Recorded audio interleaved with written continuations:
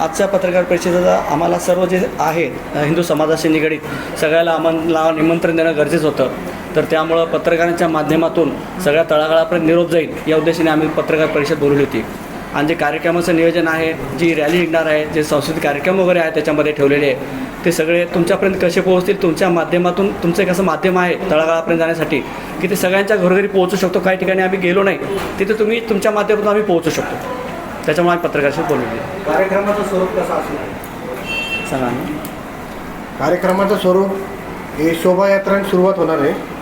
शोभायात्रा आता जसं सांगितलं मी, महादेव मंदिर, भोलेश्वर महादेव मंदिर भामदास नगर तिथून शोभायात्रा निघेल.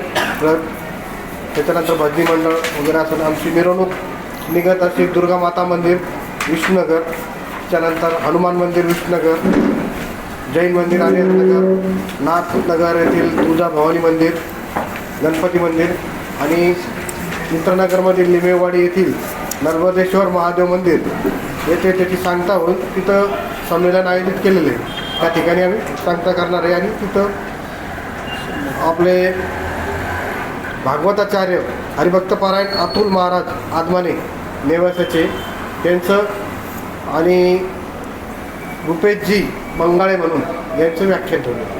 कार्यक्रमाची वेळ काय असणार? वेळ आता 5 वाजता आम्ही शोभायात्रा काढणार आहे, 5 ते 7 वाजेपर्यंत, आणि 7 ते 9 पर्यंत व्याख्यान राहणार.